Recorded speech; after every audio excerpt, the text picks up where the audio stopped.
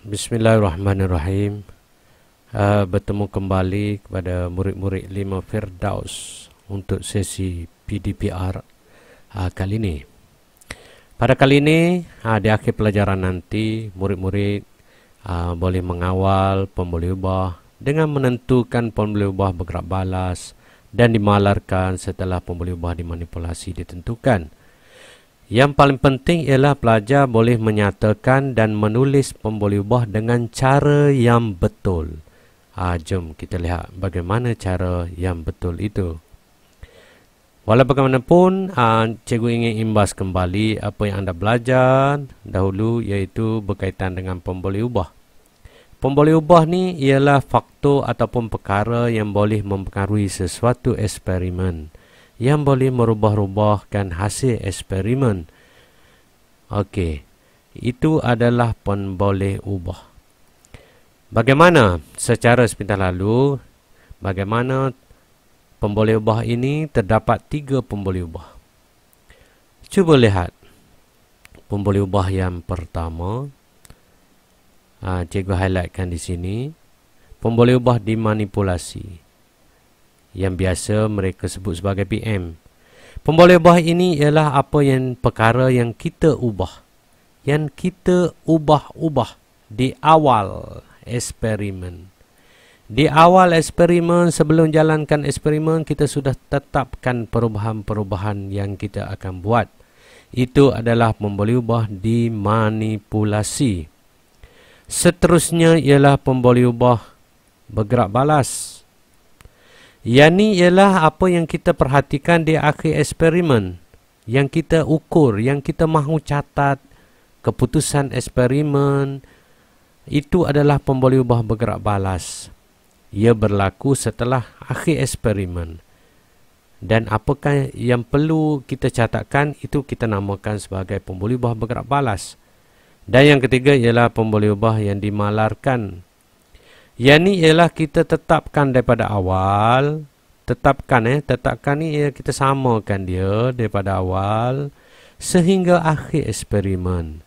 Tujuannya ialah supaya tidak mempengaruhi keputusan eksperimen, tidak boleh mengganggu. Yang kita ubah-ubahnya adalah pembuluh ubah manipulasi. Yang ni yang kita ubah-ubahkan dia. Okey. Jadi kita lihat seterusnya. Kita lihat bagaimana cara menulis. Cara menulis pembuluh ubah ini, yang paling penting sekali ialah kita mesti ada 2 perkara. Ini dia. Parameter dan benda.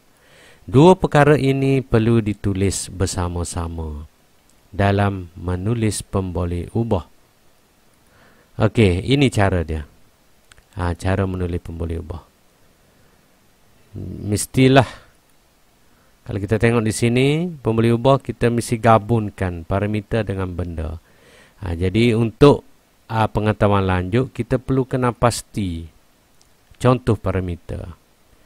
Cikgu bagi sedikit panduan. Cuba lihat di sini, parameter isi padu. Ini parameter saja. Sebenarnya di hadapan dia ni ada benda. Isi padu, contoh di sini isi padu. Contoh ni cikgu bagi. Ini isi padu air, contohlah. Ini masa. Masa pun kena tambah benda di hadapan ni. Panjang kayu, suhu air, kuantiti guli. Itu maksudnya.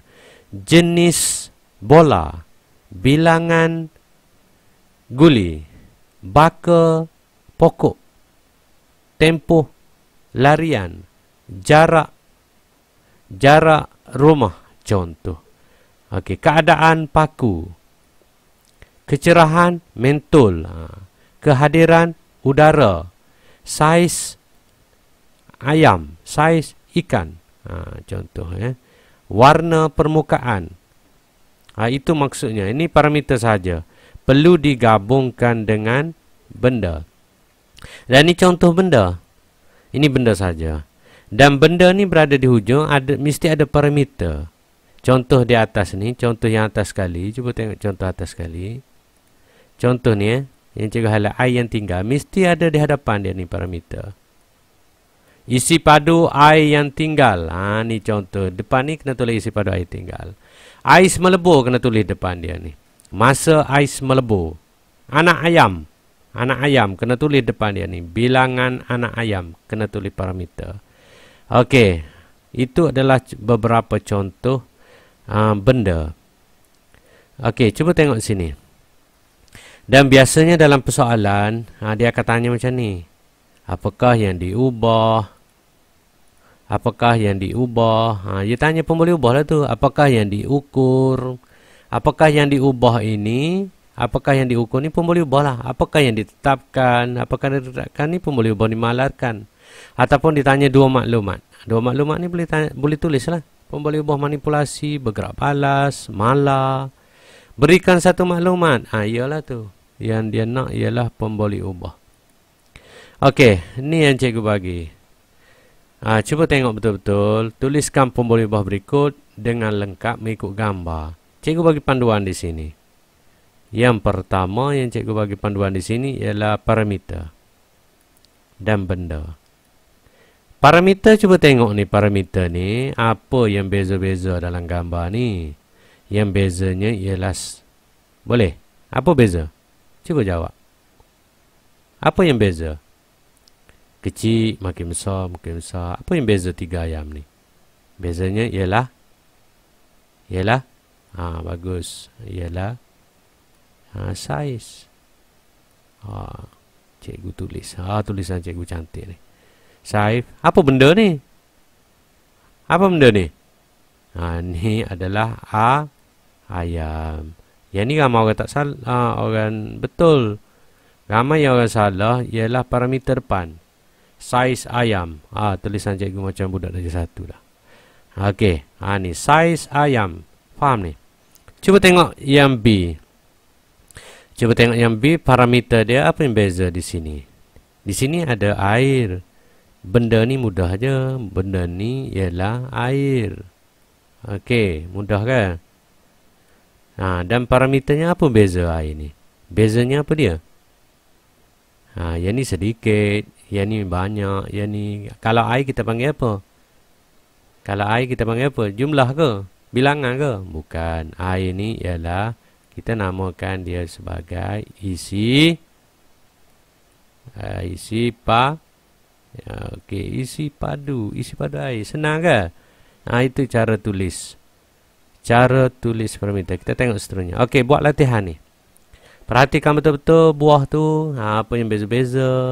Benda dah dapat. Parameter je. Cari parameter. Apa yang beza antara buah. Okey. Dan satu lagi tali. Apa yang beza tali tu. Benda dah dapat tali parameter. Apa yang beza-beza. Okey, next latihan. Perhatikan betul-betul. Latihan. Yang E tu. Cuba tengok yang E. Okey. Ni yang E ni. Cuba highlight betul-betul. Yang E, benda ni mudah dapat dah benda. Okey, benda ni hari kan. Parameter apa dia?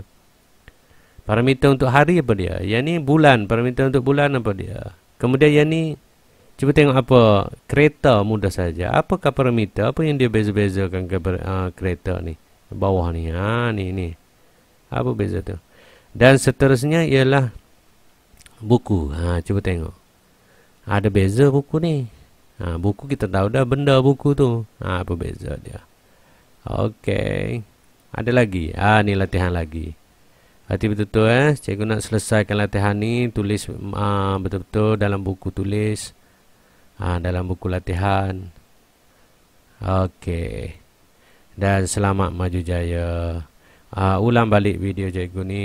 Tengok betul-betul. Tengok berulang kali supaya lebih memahami. Cikgu akhiri dengan wabillahi taufiq wal hidayah. Assalamualaikum warahmatullahi wabarakatuh.